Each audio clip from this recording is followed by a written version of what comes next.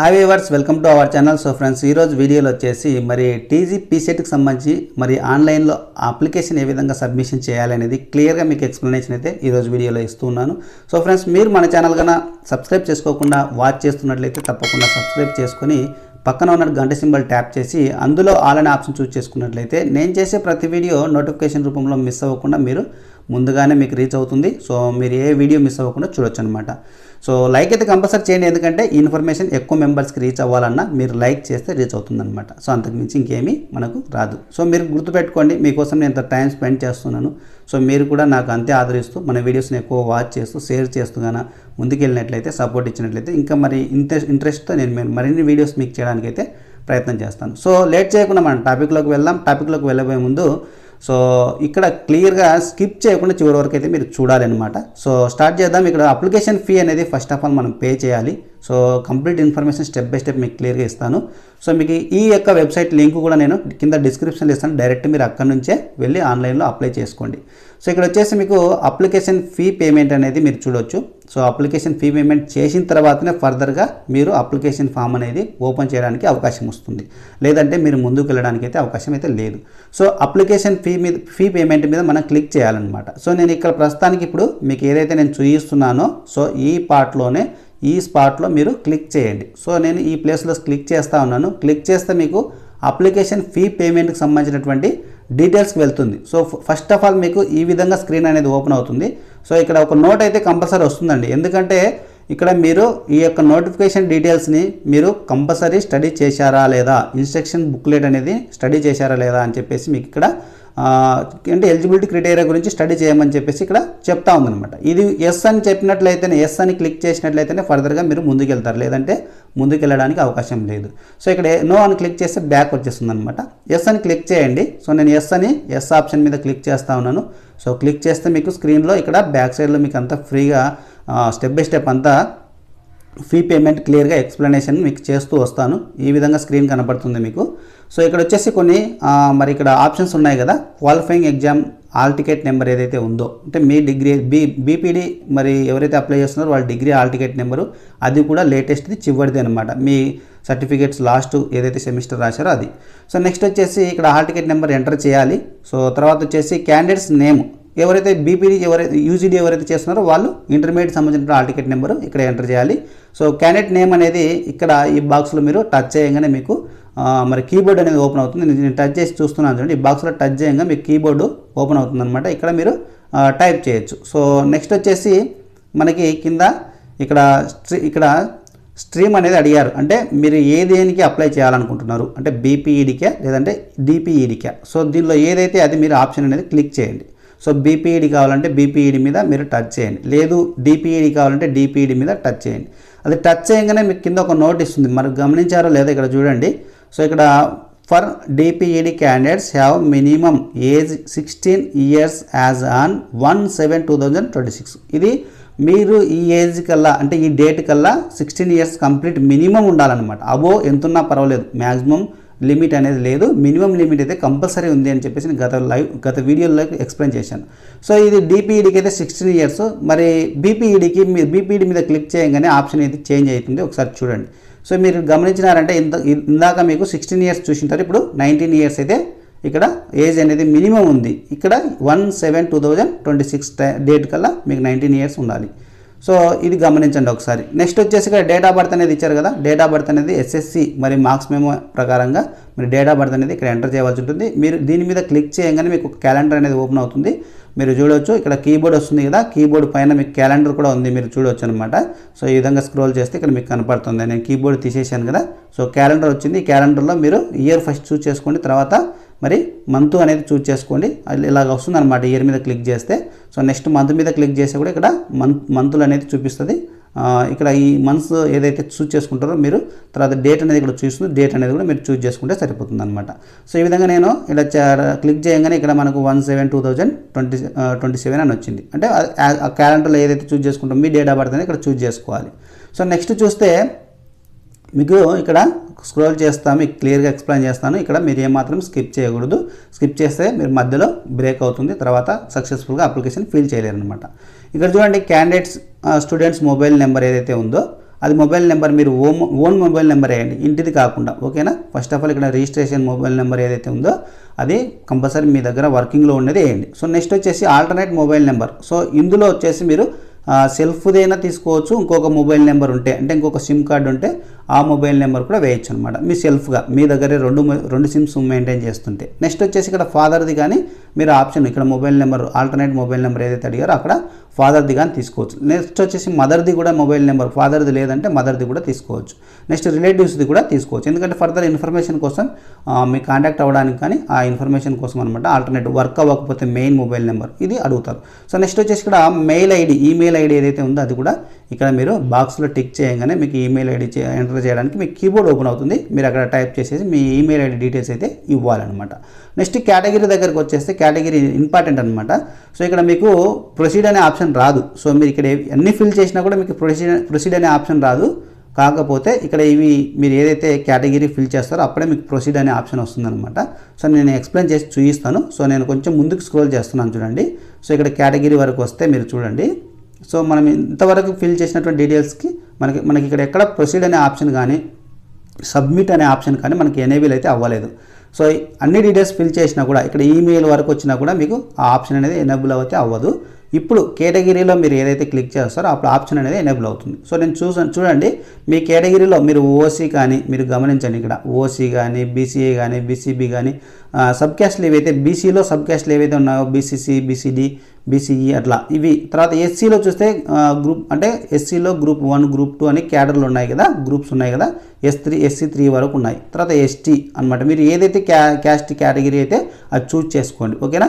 ఇందులో నేను మరి ఏదో సంథింగ్ అంటే బీసీఏనో బీసీబీనో ఏదో ఒకటి చూజ్ చేసుకుంటున్నాను. చూడండి, చూజ్ చేసిన తర్వాత మీకు ఇక్కడ ఏదైతే మనం పేమెంట్ టైప్ అనేది ఏదో ఉందో అది క్లిక్ చేయగానే మీకు అప్పుడు ఇక్కడ ప్రొసీడ్ అనే ఆప్షన్ కానీ ఏదైనా కానీ వస్తుంది. మీరు చూడండి, లేదు ఇది క్లిక్ చేయకుండా మీరు ఇక్కడ పేమెంట్ టైప్కి వచ్చేసరికి డైరెక్ట్ ఏదైనా ఆప్షన్ చూజ్ చేసుకుంటే కూడా రాదు, ప్రొసీడ్ అనే ఆప్షన్ రాదు. డీటెయిల్స్ అన్ని ఫిల్ చేసి సో ఈ కేటగిరీ వరకు వచ్చినా కూడా మీకు అంటే ఇక్కడ ఈమెయిల్ వరకు వచ్చినా కూడా ఇక్కడ ప్రొసీడ్ అనే ఆప్షన్ రాదు. కేటగిరీ ప్లస్ పేమెంట్ డీటెయిల్స్ ఎప్పుడైతే టచ్ చేస్తారో అప్పుడు వచ్చేస్తుంది అనమాట ఆప్షన్. మీరు చూడండి.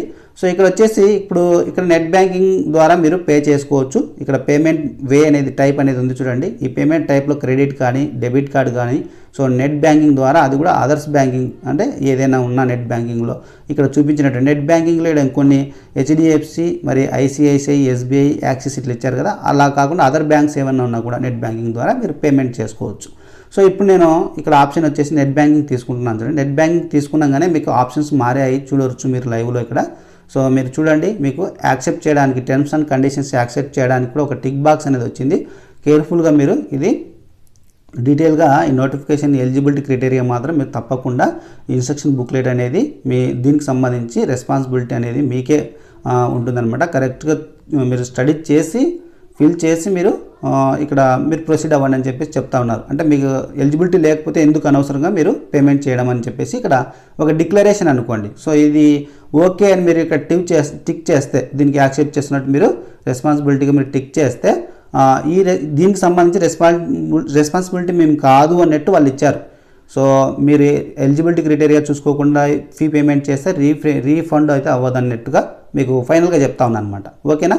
సో ఇది చూడండి, నెక్స్ట్ ప్రొసీడ్ అనే పేమెంట్ ఆప్షన్ మీద మీరు ఎప్పుడైతే క్లిక్ చేస్తారో సో అప్పుడు మీకు నెక్స్ట్ ఫర్దర్గా ఫీ పేమెంట్ అయిపోయి మీకు ఒక ఐడి వస్తుందన్నమాట. అంటే ట్రాన్సాక్షన్ ఐడి వస్తుంది. మీరు కంపల్సరీ రెఫరెన్స్ ఐడి అనేది అనొచ్చు, ట్రాన్సాక్షన్ ఐడి అనొచ్చు.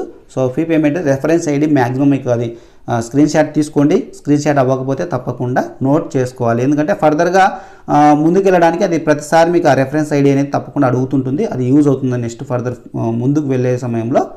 మీరు ప్రొసీడ్ అని క్లిక్ చేయగానే సక్సెస్ఫుల్ పేమెంట్ అయిపోతుంది. మీకు చిన్న విండో వస్తుందన్నమాట.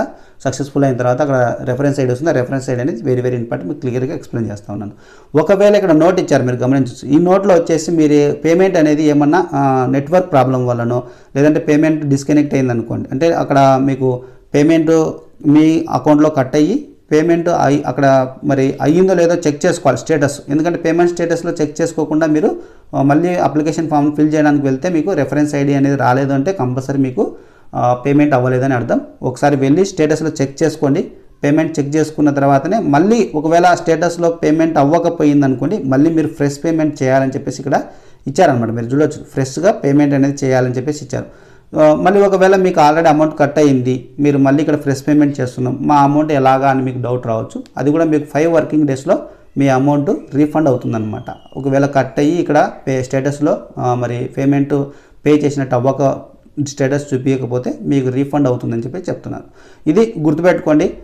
మీరు ఒకవేళ పేమెంట్ చేయకుండా ముందుకు వెళ్ళడానికి అయితే ఆస్కారం లేదు. సో ఫీ పేమెంట్ చేసిన తర్వాతనే అప్లికేషన్ అనేది ఓపెన్ అవుతుందన్నమాట. సో నెక్స్ట్ స్టెప్ చూసినట్టయితే ఈ విధంగా మనం ప్రొసీడ్ అవ్వగానే నెక్స్ట్ స్టెప్ వెళ్దాము. సో నెక్స్ట్ స్టెప్ నేను బ్యాక్ వచ్చి సో పేమెంట్ చెక్ చేసుకోవాలన్నమాట. చెక్ యువర్ పేమెంట్ స్టేటస్ అని ఉంది కదా, సో ఇక్కడ మీరు తప్పకుండా పేమెంట్ స్టేటస్ అని చెక్ చేసుకోవాలి. పేమెంట్ స్టేటస్ మీద నేను క్లిక్ చేస్తా ఉన్నాను. ఏమొస్తుందో చూద్దాము ఒకసారి. So now your payment status అనేది ఇక్కడ మీకు ఒక విండో అనేది ఓపెన్ అయింది కదా. సో ఇక్కడ మీరు చూస్తే స్క్రీన్ ఇలాగ ఉంది. ఇక్కడ హాల్ టికెట్ నెంబర్ ఏదైతే మీకు క్వాలిఫైయింగ్ ఎగ్జామినేషన్ ఉందో అది ఈ బాక్స్లో ఎంటర్ చేయాలి. తర్వాత క్యాండిడేట్స్ యొక్క మొబైల్ నెంబర్ ఇక్కడ ఎంటర్ చేసి చెక్ పేమెంట్ స్టేటస్ మీద క్లిక్ చేస్తే పేమెంట్ అయ్యిందో లేదో మీకు చూపిస్తుంది అనమాట. సో ఇంకా నేను ముందుకు వెళ్ళడానికి లేదనమాట. సో బ్యాక్ వస్తానన్నాను. ఒకసారి నెక్స్ట్ స్టెప్కి వెళ్దాము. సో నెక్స్ట్ స్టెప్లో ఏంటంటే చెక్ యువర్ అప్లికేషన్ స్టేటస్, అంటే మీకు అప్లికేషన్ ఫిల్ చేసిన తర్వాత అప్లికేషన్ స్టేటస్ చెక్ చేసుకోండి. అంటే ఇప్పుడు నెక్స్ట్ స్టెప్ మనం ఏం చేయాలి, థర్డ్ స్టెప్లో ఇక్కడ ఫిల్ అప్లికేషన్ ఫామ్ అనే ఆప్షన్ తీసుకోండి. సో ఫిల్ అప్లికేషన్ ఫామ్లోకి వెళ్ళండి. So fill application form click చేస్తా ఉన్నాను. ఇక్కడ మీకు డీటెయిల్స్ వస్తాయి. సో మీరు చూడండి ఇక్కడ అప్లికేషన్ డీటెయిల్స్, అంటే ఈ డీటెయిల్స్ ఎంటర్ చేసిన తర్వాత అప్లికేషన్ ఫామ్ అనేది ఓపెన్ అవుతుంది. సో అప్లికేషన్ ఫామ్లో ఏముంటాయి, ఏ డీటెయిల్స్ అనేది మీకు నేను ఎక్స్ప్లెయిన్ చేస్తాను దీంతో పాటు. సో ఇక్కడ చూడండి పేమెంట్ రెఫరెన్స్ ఐడి అనేది ఏదైతే ఉందో, సో ఇక్కడ వచ్చేసి మీ పేమెంట్ చేసేటప్పుడు నేను ఇందాక చెప్పాను ఒక రెఫరెన్స్ ఐడి వస్తే ఆ రెఫరెన్స్ ఐడి మీరు గుర్తుపెట్టుకోవాలని చెప్పేసి ఇక్కడ రెఫరెన్స్ ఐడి అనేది ఎంటర్ చేయాలి.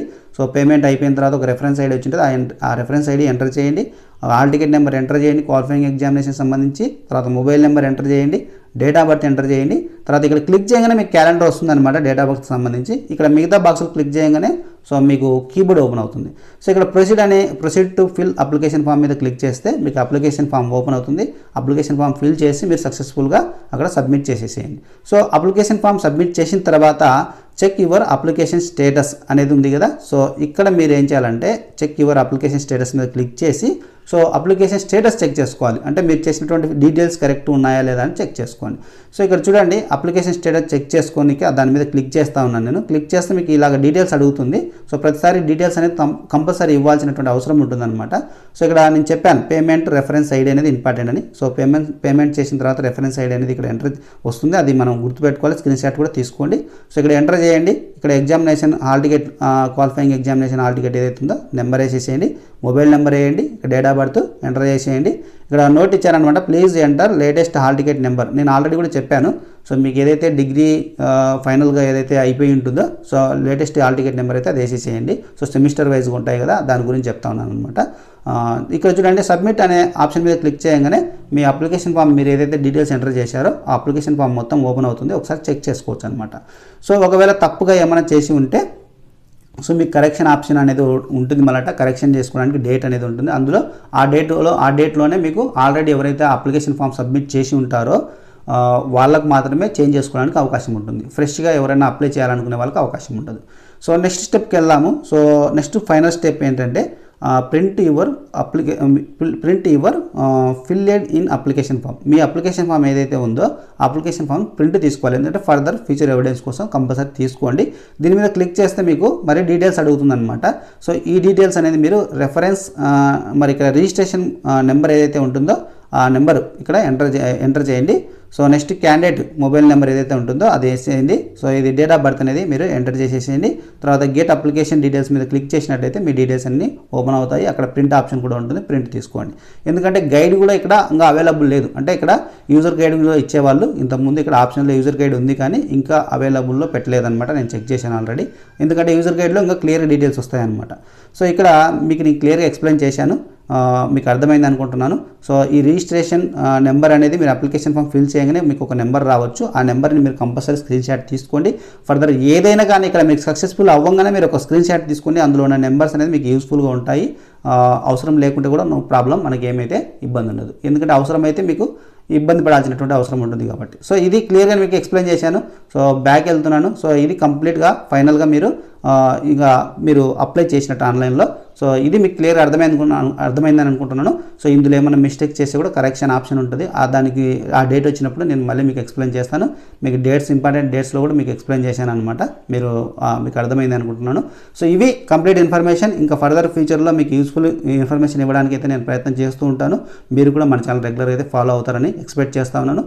మరి ఒక లైక్ కంపల్సరీ, అట్లీస్ట్ ఒక లైక్ అయితే తప్పకుండా చేయండి. షేర్ కూడా తప్పకుండా చేయండి. ఈ ఇన్ఫర్మేషన్ చాలా మెంబర్స్కి అయితే హెల్ప్ అవుతుంది. సో ఎవరైనా సబ్స్క్రైబ్ చేసుకోకుండా వాచ్ చేస్తుంది తప్పకుండా సబ్స్క్రైబ్ చేసుకొని గంట సింబల్ ట్యాప్ చేసి అందులో ఆల్ అనే ఆప్షన్ చూస్ చేసుకున్నట్లయితే నేను చేసిన వీడియోస్ మీరు మిస్ అవ్వకుండా నోటిఫికేషన్ రూపంలో కంపల్సరీ మీకు రీచ్ అవుతుంది అనమాట. Thanks for watching. జై జవాన్, జై కిసాన్.